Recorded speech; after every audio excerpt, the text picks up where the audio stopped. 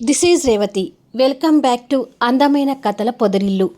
నా మనసంతా నీవై ఎపిసోడ్ నెంబర్ 302. ఆర్య దేని గురించి అంత షాక్ అవుతున్నాడు? కథలోకి వెళ్ళబోయే ముందు దయచేసి వీడియోకి ఒక లైక్ ఇవ్వండి, అలాగే హైప్ ఇచ్చి వీడియోని సపోర్ట్ చేయండి. సూర్య వంట చేసుకొని ప్లేట్లో భోజనం పెట్టి బెడ్ మీద పడుకున్న క్రాంతి దగ్గరికి తీసుకొని వస్తాడు. సూర్య ఒంటరిగా కష్టపడటం చూసి క్రాంతి బాధపడుతుంటే సూర్య భోజనం ప్లేట్ పక్కకు పెట్టి, కాస్త లేచి కూర్చో క్రాంతి అంటూ తనని పట్టుకొని లేపి కూర్చోబెడతాడు. నిన్ను చాలా కష్టపెడుతున్నాను కదా సూర్య అంటుంది. నేను కష్టపడేది నా భార్య కోసమే కానీ ఎవరో పరాయి వాళ్ళ కోసం కాదు కదా అంటూ భోజనం కలిపి తనకు తినిపించబోతుంటాడు. నేను తింటానులే సూర్య అంటుంది. నువ్వు తినాలి అంటే హ్యాండ్ వాష్ చేసుకోవడానికి వెళ్ళాలి, ఇదంతా ఎందుకు శ్రమ, నేను తినిపిస్తాను పట్టు అంటూ తనకి తినిపిస్తుంటాడు. సూర్య ప్రేమగా గోరుముద్దలు పెడుతుంటే క్రాంతి వాటిని ఇష్టంగా తింటూ ఉంటుంది. ఏమో అనుకున్నాను, వంట బాగానే చేశావు అంటుంది క్రాంతి. నిన్ను పెళ్లి చేసుకోకముందు నేనే కదా వంట చేసుకుంది, సో నీ అంత కాకపోయినా వంటలో ఎక్స్పీరియన్స్ ఉందిలే అంటాడు తనకు తినిపిస్తూ. ఏమైనా నేను ఇలా గాయపడకుండా ఉండాల్సిన సూర్య అంటుంది క్రాంతి. ఆ దెయ్యం మనల్ని ప్రశాంతంగా ఉండనివ్వదు క్రాంతి. కళ్యాణి గారు దాన్ని జైల్లో పెట్టించినా తనకి బుద్ధి వస్తుందనే నమ్మకం నాకు లేదు. ముందు ముందైనా మనం జాగ్రత్తగా ఉండాలి అని చెప్తూ భోజనం తినిపిస్తాడు. చివరిగా భోజనం మొత్తం తినిపించి టాబ్లెట్స్ వేయించి బెడ్ మీద తనని జాగ్రత్తగా పడుకోబెట్టి బ్లాంకెట్ కప్పి, ఇక నేను కూడా భోజనం చేసి వస్తాను, నువ్వు పడుకో అని చెప్పి ట్యూబ్లైట్ ఆఫ్ చేసి బెడ్ లైట్ ఆన్ చేసి వెళ్తాడు. క్రాంతి ఆలోచిస్తూ పడుకొని, అసలు నువ్వు దానిని ప్రేమించకుండా ఉండాల్సిన సూర్య, ఏంటో దాంతో బెడ్షీట్ చేసుకున్నంతగా అది నీకు ఎలా నచ్చిందో అర్థం కావడం లేదు అని అనుకొని బాధపడుతుంటుంది. కొద్దిసేపటికి సూర్య భోజనం చేసి పడుకోవటానికి రూములోకి వచ్చినా కూడా క్రాంతి ఇంకా అలాగే ఆలోచిస్తూ ఉంటే, ఇంకా నిద్రపోలేదా అని అడుగుతాడు. నిద్ర రావడం లేదు అని చెప్తుంది.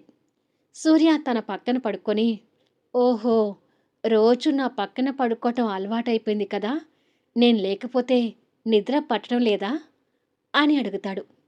ఆ మాటకి చురుగ్గా చూస్తుంది. సూర్య నవ్వుతూ తనని కాస్త దగ్గరికి తీసుకొని జో కొడుతూ, ఇప్పుడు నువ్వు నాకు చిన్న పాపతో సమానం, నేను జో కొడుతుంటాను, ఇక ఎలాంటి ఆలోచన లేకుండా కళ్ళు మూసుకొని పడుకో అంటాడు. అసలు నేను కోలుకునే వరకు మా అమ్మ వాళ్ళ ఇంటికి వెళ్ళాల్సింది కదా అంటుంది క్రాంతి. నువ్వు వెళ్తానన్నా ముందు నేను నిన్ను పంపించను, భర్త మాట వినకుండా అలా ఎలా వెళ్తావు అని అడుగుతాడు కాస్త కోపంగా చూస్తూ. అబ్బో, నువ్వు కూడా నా దగ్గర ఆర్డర్స్ వేస్తున్నావా అని అడుగుతుంది. భర్తని కదా, వేయకుండా ఎలా ఉంటాను అంటాడు. అయ్యావులే పెద్ద భర్త, నాకు ఇష్టం లేకుండానే నన్ను పెళ్లి చేసుకున్నావు అంటుంది కాస్త కోపంతో. అప్పుడంటే నేను నీకు ఇష్టం లేదనుకో, కానీ ఇప్పుడు కూడా నేనంటే నీకు ఇష్టం లేదా అని అడుగుతాడు తనని జో కొడుతూనే. ఆ మాటకి సూర్య వైపు తెలియకుండానే ప్రేమగా చూస్తుంటుంది. ఏంటి అలా చూస్తున్నావు అని అడుగుతాడు. ఏం లేదు, నాకు నిద్రొస్తుంది అంటూ కళ్ళు మూసుకుంటుంది. సరే పడుకో, ఇక నేను కూడా డిస్టర్బ్ చేయనులే అని చెప్పి సూర్య జో కొడుతుంటే క్రాంతి కళ్ళు మూసుకుంటుంది. అలా జో కొడుతూ సూర్య నిద్రపోతాడు. అప్పటికి నిద్రపోని క్రాంతి కళ్ళు తెరిచి సూర్యని చూస్తూ, ఇప్పుడంటే నువ్వు నాకు చాలా ఇష్టం సూర్య, నేను పూర్తిగా కోలుకున్నాక నీకు దగ్గర కావడానికి చూస్తాను అని మనసులో అనుకుంటుంది. కళ్యాణ్ రూమ్లో టేబుల్ దగ్గర కూర్చొని ఆఫీస్ వర్క్ చూసుకుంటూ ఉంటే అను పాప నిద్రపోతుంటుంది. బెడ్కి మరో పక్కన మైథిలి చెర్రీని పడుకోబెట్టుకొని జో కొడుతూ ఉంటుంది. స్టోరీస్ చెప్తుంటే అమ్మ కథలు వింటూ చెర్రీ కాసేపటికి నిద్రపోతుంటాడు. కళ్యాణ్ వర్క్ చూసుకుంటూనే అది చూసి, పాపం ఇన్ని రోజులు చెర్రీ నీ స్టోరీస్ని మిస్ అయ్యాడెనిమి అని అంటాడు. నా బంగారు తండ్రిని నేను కూడా బాగా మిస్ అయ్యాను అంటూ చెర్రీకి అన్ను పాపకి దుప్పటి కప్పి, ఇంకా ఎంతసేపు ఆఫీస్ వర్క్ చూసుకుంటావు, వచ్చి పడుకో కళ్యాణ్, నిద్ర లేకపోతే ఆరోగ్యం పాడవుతుంది అని అంటుంది. చెర్రీ ఎప్పుడు పడుకుంటాడా అని నేను కూడా ఎదురు చూస్తూనే ఉన్నాను అంటూ కళ్యాణ్ ల్యాప్టాప్ క్లోజ్ చేసి లైట్ ఆఫ్ చేసి వచ్చి మైథిలి పక్కన పడుకుంటాడు. జెస్సీని జైలుకి పంపించిన కోపంలో పరశురామ్ ఇంకా పగపట్టి ఉంటాడు కళ్యాణ్, అతని నుంచి నువ్వు జాగ్రత్తగా ఉండాలి అని అంటుంది. వాడి ముఖంలే, వాడు నన్ను ఏమీ చేయలేడు అంటాడు కళ్యాణ్. అంత నిర్లక్ష్యంగా తీసి పడేయకు కళ్యాణ్ అని మైథిలి చెప్పబోతుంటే, అబ్బా ఎనిమి, కోరికలు తీర్చుకోవాల్సిన సమయంలో విలన్స్ గురించి చెప్పి నా మూడు పాడు చేయకు అని చెప్పి తన్ని దగ్గర తీసుకొని, ఎన్ని రోజుల నా విరహం అంతా ఈ రోజుతో తీర్చుకుంటాను అంటూ తనని అల్లుకొని పోతాడు. విరహ లోగిలిలో ఇద్దరు ప్రేమను పంచుకుంటూ ఆ రాత్రిని ఎంజాయ్ చేస్తుంటారు. మరో రూమ్లో ఆర్యకి నిద్ర పట్టక సాక్షికి కాల్స్ మీద కాల్స్ చేస్తుంటాడు. సాక్షి చిరాకొచ్చి ఫోన్ స్విచ్ ఆఫ్ చేస్తుంది. ఆర్య మళ్ళీ తనకి కాల్ ప్రయత్నం చేసి, దుర్మార్గురాలు నన్ను తెగ ఏడిపించుకుంటుంది, సాక్షిని తీసుకొని అమెరికా వెళ్ళాలని ఈగరిగా వెయిట్ చేసే కొద్దీ సాక్షి నా మీద ఇంకా ఇంకా కోపం పెంచుకుంటుంది అని చిరుకోపంగా తిట్టుకుంటూ ఉంటాడు. ఇక్కడ సాక్షి ఆర్య అన్న మాటల్ని గుర్తు తెచ్చుకొని కోపం తెచ్చుకుంటూ, రేపొకసారి ఆర్య గురించి మోహన్తో సీరియస్గా మాట్లాడాలి అని అనుకుంటుంది. ప్లీజ్ మోహన్, కొంచెం నా స్నేహితుణ్ణి కరుణించవా అంటూ శ్రేయ మోహన్ గుండెల మీద పడుకొని రిక్వెస్ట్ చేస్తుంటుంది. నీ స్నేహితుడి గోల మళ్ళీ మొదలుపెట్టావా అంటాడు తన్ని గుండెలకు హత్తుకుంటూ. ఒక మాటలో చెప్పాలంటే ఆర్య సాక్షిని పెళ్లి చేసుకుంది నా కారణంగానే కదా, ఆర్య బాధపడుతుంటే చూడలేకపోతున్నాను అని అంటుంది. ఆర్య ఇంకా తిక్క వేషాలు చేస్తున్నాడు, అసలు సాక్షి మనసు ఏంటి అనేది ఆర్య ఇంకా గుర్తించడం లేదు అంటాడు. ఏంటో నువ్వనే మాటలు నాకు ఏమీ అర్థం కావడం లేదు అని అంటుంది. నీ మట్టి బుర్రకి అర్థం కదలే కానీ ఇక నీ స్నేహితుడి గురించి మాట్లాడడం వదిలేసి మన గురించి ఆలోచించు అంటూ తనని మాట్లాడనివ్వకుండా పెదవులతో తన పెదవులను బంధించి మధురమైన రాత్రికి శ్రీకారం చుడతాడు. మరుసటి రోజు మోహన్ వాళ్ళ ఆఫీస్లో మోహన్కి కళ్యాణ్కి ఎదురుగా ఆర్య చేతులు కట్టుకుని నిలబడి ఉంటాడు. ఆఫీస్ వర్క్ చేయడం లేదని సాక్షి నీ మీద కంప్లైంట్ చేసింది, అసలు ఏంటి నీ సంగతి అంటూ మోహన్ సీరియస్గా అడుగుతుంటే ఆర్య పరిస్థితికి కళ్యాణ్ బాధపడుతూ మౌనంగా ఉంటాడు.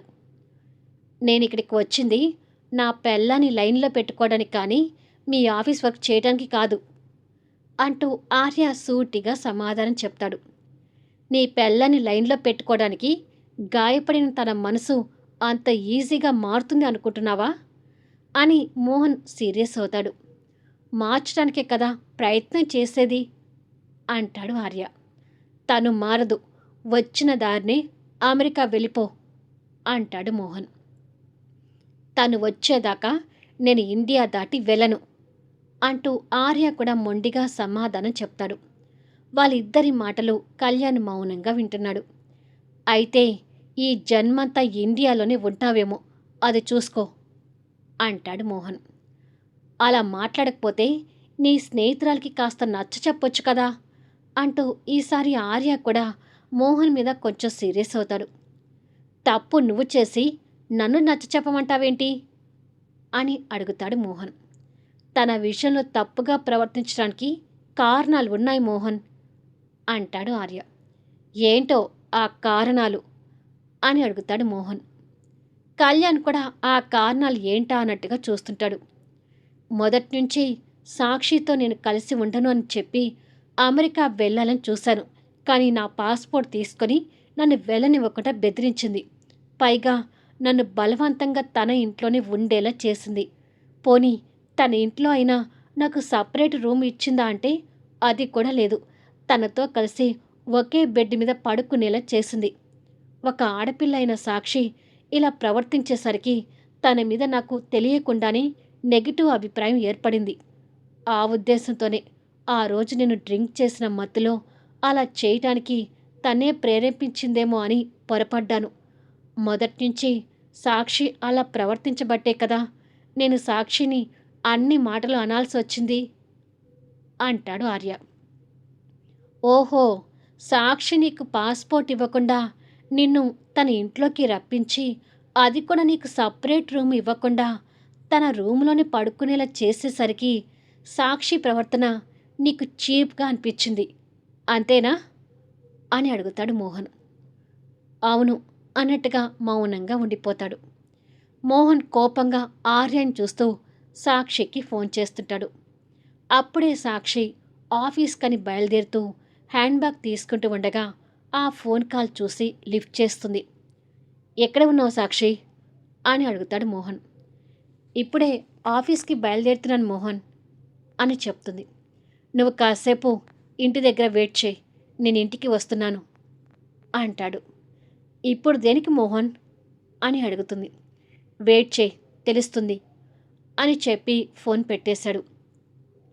మోహన్ మాటలు కళ్యాణ్కి ఆర్యకి ఇద్దరికీ అర్థం కాక క్వశ్చన్ మార్క్తో చూస్తుంటే మోహన్ చెయ్యిలో నుంచి లేచి ఆర్యని కోపంగా చూస్తూ సాక్షి ఇంటికి వెళ్దాం పదా అని చెప్పి నువ్వు కూడా రా కళ్యాణ్ అంటాడు.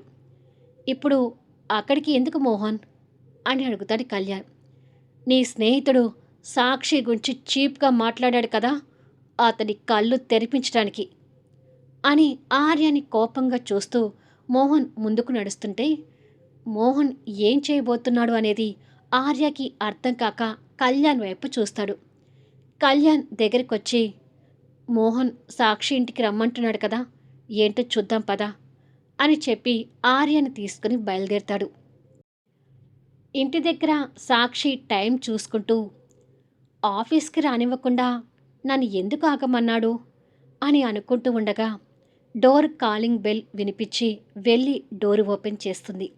ఎదురుగా కళ్యాణ్, మోహన్, ఆర్య ముగ్గురు కనిపిస్తుంటారు. వాళ్ళ ముగ్గురు రాకను ఆశ్చర్యంగా చూస్తూనే వాళ్ళు లోపలికి రావడానికి దారి ఇస్తుంది. మోహన్, కళ్యాణ్ లోపలికి వచ్చారు కానీ ఆర్య లోపల అడుగు పెట్టడానికి కొంచెం బెరుకుగా సాక్షి వైపు చూస్తుంటాడు. మోహన్ వెనక్కి తిరిగి అక్కడే నిలబడ్డావెందుకు లోపలికి రా అంటూ సీరియస్గా పిలుస్తాడు. అసలు వాళ్ళ ముగ్గురు ఎందుకు వచ్చారో తెలియనట్టుగా సాక్షి చూస్తూ ఉండగానే ఆర్య అదే అవకాశంగా తీసుకుని సాక్షి ఇంట్లోకి అడుగుపెట్టాడు. లోపలికి వచ్చిన ఆర్యాని సాక్షి కోపంగా చూస్తుంటే నాకేం తెలీదు నీ స్నేహితుడు రమ్మంటేనే వచ్చాను అంటాడు ఆర్య తన కోపానికి భయపడుతూ. అది విని దేనికా అన్నట్టుగా సాక్షి మోహన్ వైపు చూస్తుంటే మోహన్ లాక్ వేసి ఉన్న మరో రూమ్ వైపు చూసి ఆ రూమ్ లాక్ ఓపెన్ చేయి సాక్షి అంటాడు. అది విని షాక్ అవుతూ ఇప్పుడెందుకు మోహన్ అని తడబడుతూ అడుగుతుంది. నేను చెప్తున్నాను కదా ఓపెన్ చేయి సాక్షి అంటాడు మోహన్. అప్పటికి కూడా సాక్షికి ఆ డోర్ ఓపెన్ చేయడానికి వెనకాడుతుంటుంది. మోహన్ ఆ రూమ్ ఎందుకు తీయమంటున్నాడు అనేది ఆర్యకి, కళ్యాణ్కి అర్థం కావడం లేదు. నువ్వేంటో ఆర్యకి పూర్తిగా తెలియాలి సాక్షి, లేదంటే ఆర్య ఆలోచనలు భయంకరంగా ఉంటాయి. ప్లీజ్ నేను చెప్పింది విని డోర్ ఓపెన్ చేయి అంటాడు మోహన్. సాక్షి ఆర్యని కోపంగా చూస్తూనే కీస్ తీసుకుని వచ్చి లాక్ తీసి డోర్ ఓపెన్ చేస్తుంది. ఆర్య అర్థం కానట్టుగా చూస్తుంటే ఒకసారి ఆ రూమ్లోకి వెళ్ళు ఆర్య అంటాడు మోహన్. అది విని సాక్షి కంగారు పడుతుంటే ఎందుకు అంటాడు ఆర్య. ప్రశ్నలు వేయకుండా ముందు వెళ్ళి చూడు అంటూ మోహన్ కోపంగా ఆర్య మెడ మీద చేపెట్టి ఆ రూమ్లోకి నెట్టాడు. ఆ ఫోర్స్కి ఆర్య రూమ్లోకి వచ్చి పడి మోహన్ గట్టిగా నెట్టేసరికి మెడ నొప్పి పట్టి అబ్బా! అలా నెట్టాడేంటి అని అనుకుంటూ మెడ పట్టుకొని అనుకోకుండా రూము వైపు చూస్తాడు. రూమ్ చుట్టూ చూస్తూ ఒక్కసారిగా షాక్ అవుతుంటాడు. ఎటు చూసినా ఆ రూమ్‌లో ఆర్య ఫోటోలు సీనరీస్‌గా కనిపిస్తుంటాయి. ఆ రూమ్ నిండా అతని ఫోటోలు ఉండటం చూసి ఆశ్చర్యపోతుంటాడు. ఆ ఫోటోల మీద ఐ లవ్ యూ ముదిరిపోయిన బెండకాయ అని ఒక దగ్గర, I love you sweet heart అంటూ మరో దగ్గర, ఐ లవ్ యూరా ఆర్య అంటూ మరో దగ్గర ఆ ఫొటోస్ మీద రాసి ఉండటం చూసి షాక్ అవుతుంటాడు. ఆ ఫొటోస్ అన్నిటిలో ఆర్య ఒకటే డ్రెస్‌లో మెరూన్ కలర్ ట్రెడిషనల్ డ్రెస్‌లో ఉంటాడు. ఆ డ్రెస్ వేసుకుంది కళ్యాణ్ మైథిలిల పెళ్లి రోజు నాడు అని ఆర్యకి గుర్తొస్తుంటుంది. మళ్ళీ నెక్స్ట్ వీడియోలో కలుద్దాం. కథ నచ్చితే దయచేసి లైక్ చేయండి, హైప్ ఇవ్వండి, మీ అమూల్యమైన కామెంట్స్ అందచేయండి. Thank you for listening.